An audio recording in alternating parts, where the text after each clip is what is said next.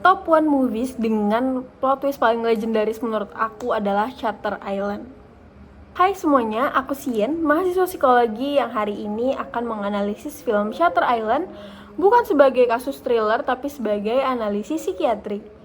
Di film ini kita diajak mengikuti Teddy Daniels, seorang US Marshal yang lagi investigasi kasus hilangnya pasien di rumah sakit jiwa pada tahun 1954.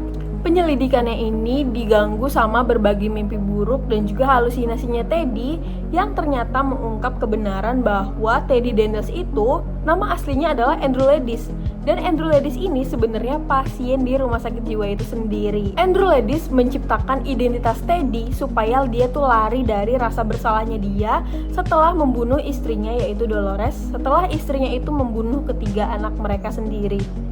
Nah, dalam film memang disebutkan bahwa Andrew itu menderita skizofrenia. Tapi kalau dalam buku saku PPDGJ kira-kira detailnya bagaimana ya? Yuk kita ulik. Yang pertama, delusion of control atau waham tentang dirinya dikendalikan oleh orang lain atau dari luar. Di sini Andrew tuh merasa dia tuh dikendalikan sama pihak RSJ-nya. Yang kedua adalah halusinasi auditorik, yaitu suara yang terus-terusan berkomentar terhadap perilakunya Andrew. Di sini Andrew itu sering banget ngedengar istrinya yang biasa itu kayak ngasih nasihat atau mengomentari perilakunya Andrew. Yang ketiga adalah waham menetap yang tidak wajar. Dan menurutku wahamnya Andrew itu ada dua. Yang pertama adalah waham identitas. Dia tidak merasa dirinya Andrew, dia merasa dirinya adalah Teddy Daniels.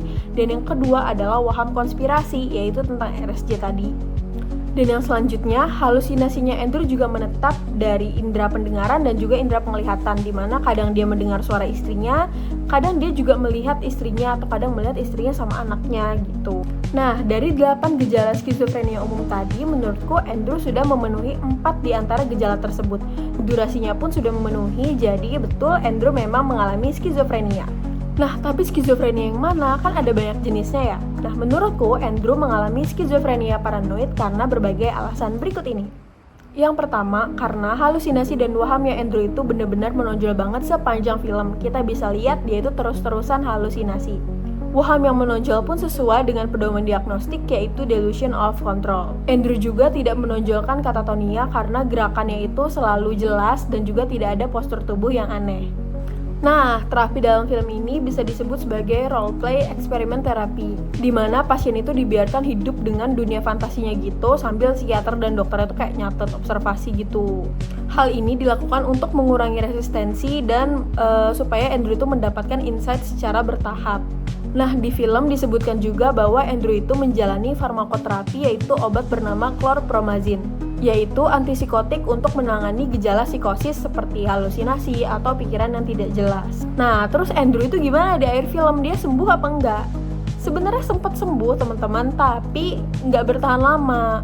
Andrew kambuh lagi dengan fantasi yang sama sehingga akhirnya harus dilakukan tindakan invasif berupa lobotomi prefrontal, yaitu operasi bedah otak prefrontal yaitu bagian depan untuk menangani gejala psikosisnya itu.